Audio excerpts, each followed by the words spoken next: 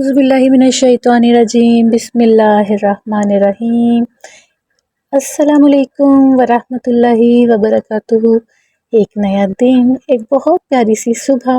اور بہت پیاری سی میریکل اسٹوری کے ساتھ ویلکم بیک استغفار آفیشیل چینل، آپ کا اپنا چینل۔ کیسے ہیں میرے وہ تمام بہن بھائی جو استغفار کی اسٹوریز بہت شوق سے سنتے ہیں اور اپنی زندگی میں اس کو امپلیمنٹ کرنے کی کوشش بھی کرتے ہیں۔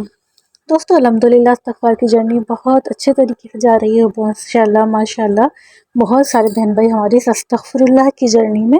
شامل ہوتے چلے جا رہے ہیں۔ اس دعا کے ساتھ آغاز کہ میرے جو بھی بہن بھائی جس بھی پریشانی میں اٹک گئے ہیں، اولاد کا مسئلہ، شادی کا مسئلہ، پسند کی شادی کا مسئلہ، یا کوئی بھی کاروباری معاملات، اللہ رب العزت اپنے غیب کے خزانوں سے ان کی مدد فرمائے اور استغفر اللہ کی برکت سے ان کی زندگیوں کو خوشیوں میں بدل دے، آمین یا رب العالمین۔ دوستو ویڈیو کا آغاز ہمیشہ کی طرح ہم اپنے پیارے آقا جان حضرت محمد مصطفیٰ صلی اللہ علیہ وآلہ وسلم پر درود پاک سے کرتے ہیں۔ آپ سب بھی مل کر ایک مرتبہ میرے ساتھ درود پاک پڑھ لیجئے۔ بسم اللہ الرحمن الرحیم۔ اللہم صلی علی محمد وعلی آل محمد صلی اللہ علیہ وآلہ وسلم۔ الحمدللہ اللہ رب العزت کی 10 رحمتیں اور 10 برکتیں آپ پر اور مجھ پر نازل ہو چکی ہیں انشاءاللہ عز و جل۔ دوستوں جب دعائیں قبولیت کی تھوڑی سی دیری ہونے لگتی ہے ہماری قبولیت کی راہ میں،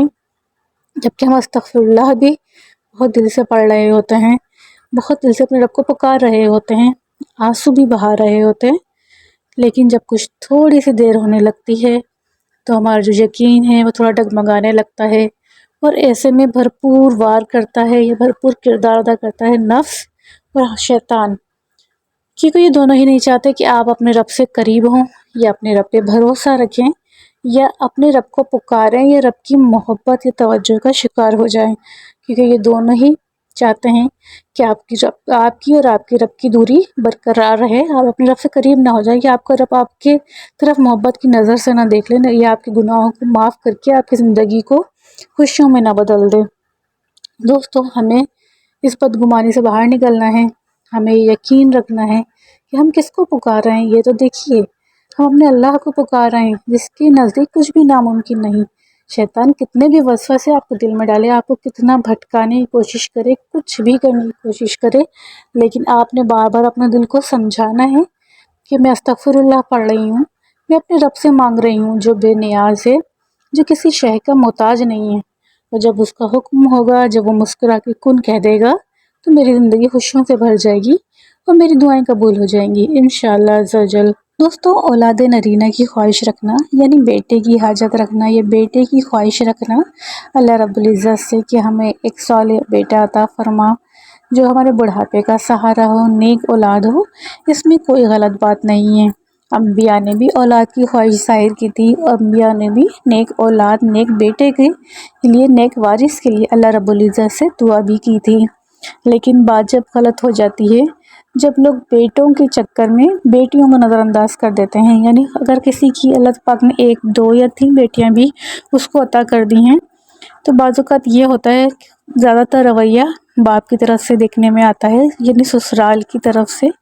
کہ لوگ اس ماں کو تانے دینا شروع کر دیتے ہیں، یا پھر اس کی حیثیت کم ہو جاتی ہے، یا پھر ایسا لگتا ہے کہ جس شاید ان کی نسل ہی نہ چلے گی۔ لیکن ان بیوقوفوں کو کون سمجھائے، معذرت کے ساتھ میرے الفاظوں کے اوپر، ہمارے پیارے آقا جان حضرت محمد مصطفیٰ صلی اللہ علیہ وآلہ وسلم کی نسل ان کی پیاری بیٹی حضرت فاطمہ الزہرا رضی اللہ تعالیٰ عنہ سے چلی، اور یہ اللہ تعالیٰ نے اس لیے دکھایا کہ لوگوں کے دماغ سے یہ نکل جائے کہ نسل جو ہے وہ صرف بیٹوں سے ہی چلتی ہے۔ اللہ پاک سے ہمیشہ نیک اولاد کی دعا مانگنی چاہیے، اللہ پاک بیٹا دے وہ بھی نیک صالح زندگی والا، اور بیٹی دے تو وہ بھی نیک صالح زندگی والا، لیکن اللہ پاک سے اولاد نرینہ مانگنا بھی کوئی غلط بات نہیں، لیکن یہ ہے کہ بیٹوں کے ساتھ زیادتی نہیں ہونا چاہیے۔ دوستوں یہ کہانی ہماری بہن کی جن کو اللہ رب العزت نے بیٹیوں سے نوازا تھا، یہ ان کی بھی ایک خواہش تھی اللہ تعالیٰ ان کو اولاد نرینہ سے نوازے، لیکن یہ خواہش اپنے دل میں ہی دبا کے رکھتی تھیں۔ ظاہر سی بات ہے، اگر بیٹیاں چھوٹی چھوٹی تھیں، اگر ان کے سامنے یہ باتیں کہتی ہیں، اگر یہ باتیں بیٹیوں کے سامنے بار بار اس خواہش کا اظہار کرتی تو بیٹیاں شاید اپنے آپ کو شرمندگی سے محسوس کرنے لگتی ہیں، یا بیٹیاں جو ہے احساس کمتری کا شکار ہو جاتی ہیں۔ بہرحال وہ کہتی ہیں ڈاکٹرز وغیرہ سے بھی مشورہ کیا، ڈاکٹرز کو بتایا، انہوں نے یہ خواہش بھی ظاہر کی، یعنی حکیموں سے بھی، اور یعنی روحانی جو علاج ہوتا ہے بیٹوں کے لیے، جو وظائف وغیرہ عورتیں پڑھتی ہیں، کہ یہ سارے جتن میں نے کیے تھے، اور مجھے بڑی خواہش تھی کہ میرا بیٹا ہو جائے، میرا کوئی وارث ہو۔ میرے شوہر کی بہت زیادہ یہ خواہش تھی کہ اللہ پاک ہمیں اولاد نرینہ سے نواز دے، لیکن بہرحال کوئی ایسا فائدہ نہ ہوا تھا، اور میرے گھر چوتھی بیٹی کی پیدائش ہو گئی تھی۔ دل میں بڑی خواہش تھی، بڑی لگن تھی کہ اللہ پاک اس بار تو ضرور مجھے بیٹے سے نوازے گا، لیکن پھر بھی ہم نے بیٹیوں سے کبھی بے توجہ نہیں کی، بیٹیوں کی محبت میں کبھی بھی کمی نہیں آنے دی۔ وہ کہتی ہیں اسی طرح کچھ سال گزرتے چلے گئے، پھر بھی یہ خواہش اندر ہی اندر پنپتی رہی۔ کہتی ہیں ایک دن نہ جانے سورہ نوح کی یہ آیت استغفار سے ریلیٹڈ ہے کہ جو کثرت سے استغفر اللہ پڑھے گا اللہ پاک اس کو بیٹوں سے نواز دے گا۔ اب یہ انہوں نے کنفرم نہیں کیا کہ جنہوں نے آیت سنی یا کسی نے ان کو پڑھنے کے لیے بتائی، کس طریقے سے یعنی یہ بات ہوئی، یا انہیں کسی نے کہا یہ پڑھنے کے لیے استغفر اللہ۔ پھر کہتی ہیں جب میں نے اس آیت کا ترجمہ سنا، پھر پتہ چلا کہ جو استغفر اللہ پڑھتا ہے اللہ تعالیٰ اس کو بیٹوں سے نواز دیتا ہے، تو کہتی ہیں میں نے بڑی کثرت کر دی استغفر اللہ پڑھنے کی۔ وہ کہتی ہیں میں چلتے پھرتے تو پڑھا کرتی تھی، لیکن میں کوشش کرتی ایک جگہ بیٹھ کے بھی استغفر اللہ پڑھوں اور اس کے بعد دعا بھی مانگوں، یہ کوشش کرتی ہیں۔ یعنی ان کی لگن اتنی زیادہ تھی کہ روزانہ پڑھنے کی جو ان کی تعداد تھی نا وہ ہزاروں پہ جا پہنچی تھی۔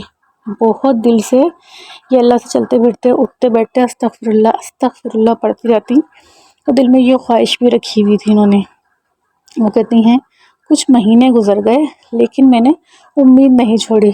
کہ جب اللہ تعالیٰ نے فرمایا ہے کہ جو استغفر اللہ کثرت سے پڑھے گا اس کو بیٹوں سے نواز دے گا، میں نے امید نہیں چھوڑی، میں نے اپنے دل اور دماغ میں مایوسی کو نہیں آنے دیا۔ یعنی شیطان کا جو ان کے اوپر وار ہوتا ہے نا دوستوں، انہوں نے اس وار کو چلنے نہیں دیا۔ یہ بھی اللہ کا بڑا احسان ہوتا ہے کہ اللہ رب العزت ہمیں ایمان کی اور یقین کی دولت عطا کرے کہ ہم کسی بہکاوے میں نہیں آئیں یا مایوسی کا شکار نہ ہوں، اپنے رب پر مستقل بھروسہ مکمل یقین رکھیں۔ بہرحال یہ بتاتی ہیں کہ کچھ مہینے گزرنے کے بعد اللہ رب العزت نے مجھے خوشخبری سنا دی۔ میں بے حد دعائیں مانگتی اور استغفر اللہ کی تعداد میں نے مزید بڑھا دی، اور استغفر اللہ پڑھ کے اولاد نرینہ کے لیے دعائیں مانگتی کہ یا اللہ پاک آپ نے کہا ہے جو کثرت استغفار پڑھے گا آپ اس کو بیٹوں سے نواز دیں گے۔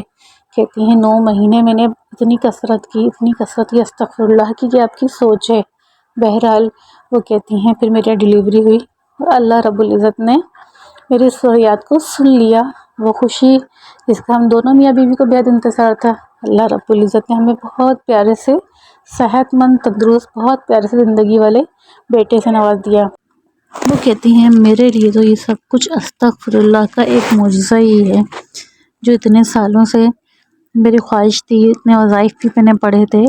لیکن جب استغفر اللہ میں نے پڑھا اور اس بات پہ یقین رکھ کے پڑھا کہ اللہ نے کہا ہے کہ جب استغفر اللہ کثرت سے پڑھے گا اس کو بیٹوں سے نواز دے گا،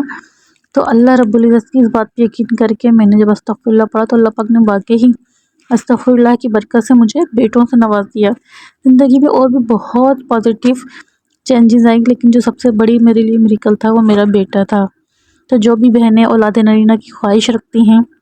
وہ استغفر اللہ کثرت سے پڑھیں، انشاءاللہ تعالیٰ استغفر اللہ کی برکت سے اللہ پاک ضرور ان کو اولاد نرینہ سے نواز دے گا۔ آمین ثم آمین۔ دوستوں کیسی لگی آپ کو آج کی سٹوری؟ استغفر اللہ جس کام کے لیے جس چیز کے لیے اللہ رب العزت پہ مکمل یقین رکھ کے پڑھا جائے تو انشاءاللہ تعالیٰ ان کی زندگی میں ضرور میریکلز ہوتے ہیں۔ اللہ رب العزت سے دعا ہے آپ اور میں جس مقصد کے لیے استغفر اللہ پڑھ رہے ہیں اللہ پاک ہمارے گناہوں کو ہماری غلطیوں کو معاف فرمائے اور ہماری ان دعاؤں کو اپنی بارگاہ اقدس میں قبولیت کا درجہ عطا فرمائے، آمین یا رب العالمین۔ دوستوں اگر ویڈیو اچھی لگی ہو تو ویڈیو کو لائک کیجیے گا، شیئر کیجیے گا اور کمنٹس باکس میں اپنی قیمتی رائے کا اظہار ضرور کیا کیجیے۔ انشاءاللہ ملتے ہیں نیکسٹ ویڈیو میں، تب تک کے لیے اجازت دیجیے، اللہ حافظ، السلام علیکم ورحمۃ اللہ وبرکاتہ۔